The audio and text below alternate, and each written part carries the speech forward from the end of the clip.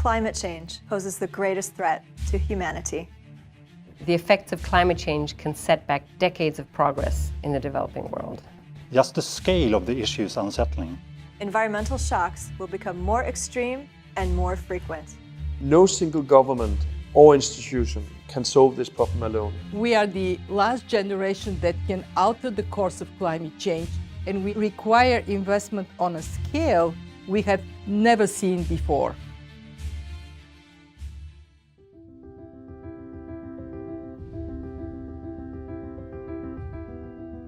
At that time, to make a sustainable portfolio was to exclude companies, not to invest in green projects.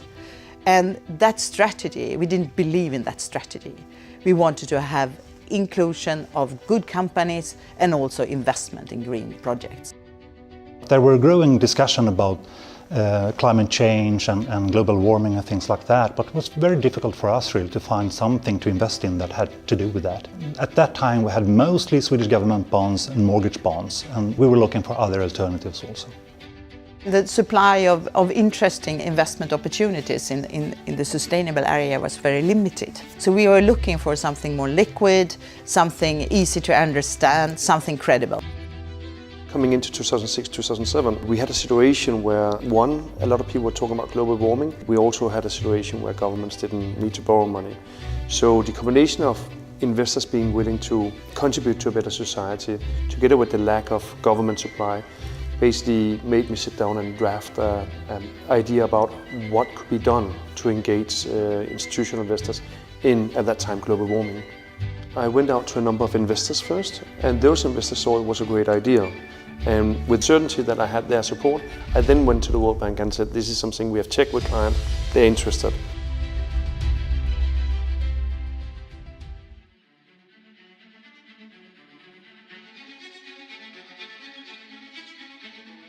What happened was a combination of us coming up with our environmental strategy, the Intergovernmental Panel on Climate Change with very strong warning that we have to change the way we live, and Mother Nature, through catastrophic disasters, telling us it is time to act.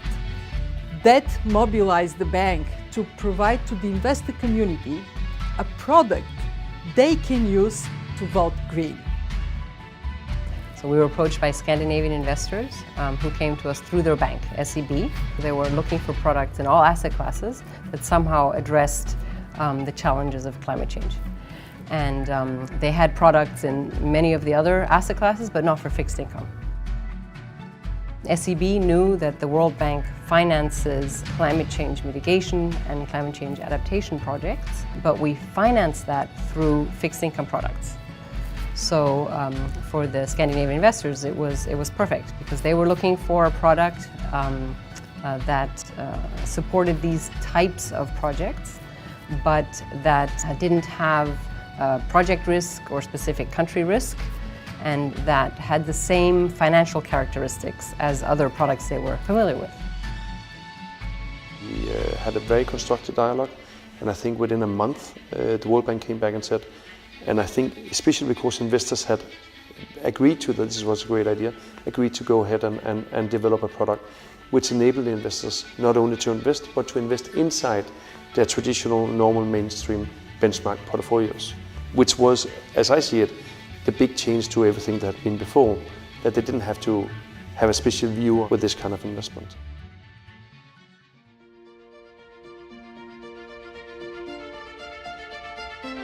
The labeling and the process around this and the interaction with investors and the design, which was very, very simple, enabled and allowed institutional investors to engage in a way they have not engaged before. We had never launched a product with dedicated funding. So this was new for finance, and at the same time we had this climate strategy, so it was like perfect timing.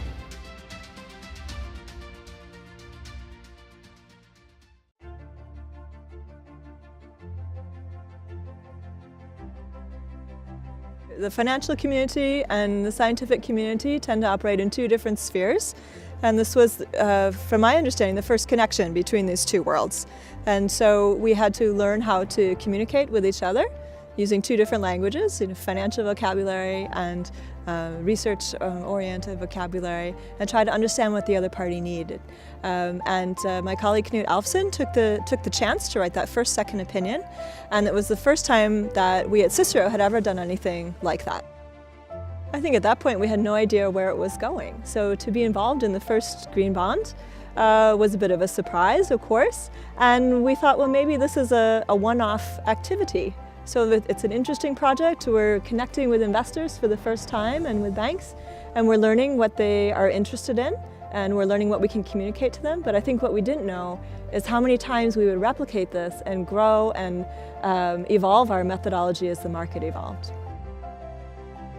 When the World Bank issued the first green bond, they set up a model for how green bonds should be done in terms of best practice. And that was a foundation for establishing the green bond principles. And several banks were involved in establishing these voluntary guidelines for the market that later came to recommend independent reviews, as well as set up some guidance on transparency. Climate risk is now a financial risk. Transparency is important for investors in order for them to better understand the climate risk exposure to their investments. And that's what the second opinion gives them, more transparency on these risks.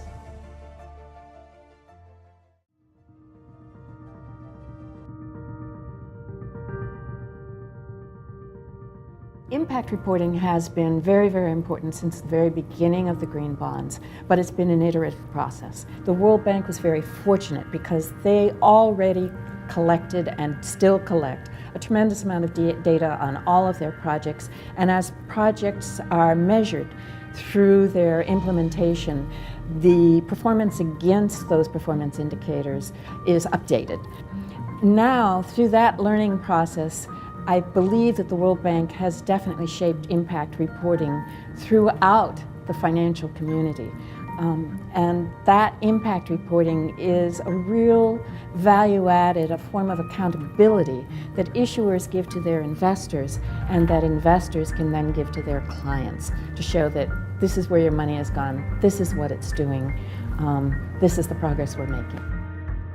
You had this positive investment in projects that really did something meaningful against climate change. And you had an independent second opinion on the climate criteria also, and impact reporting afterwards. So really you could be quite safe that it was our money that we invested in this bond would do something meaningful in the battle against climate change.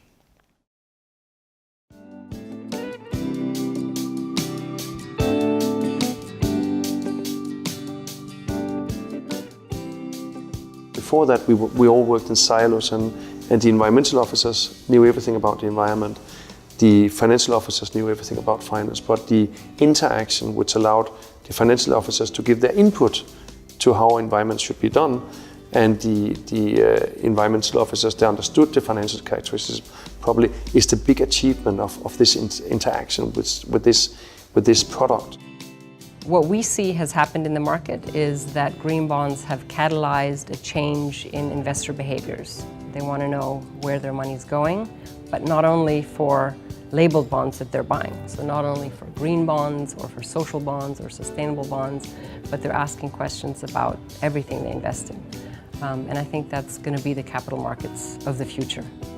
I believe that the types of lessons that have been learned from the green bonds in terms of transparency and accountability, knowing where your money is going, are lessons that are now being transferred to social bonds and now being transferred to wider thematic bonds. I truly hope that this expands, but I hope that in the world economy, in fact, grows beyond the question of thematic bonds, and that, in fact, all fixed income investments are measured in these ways.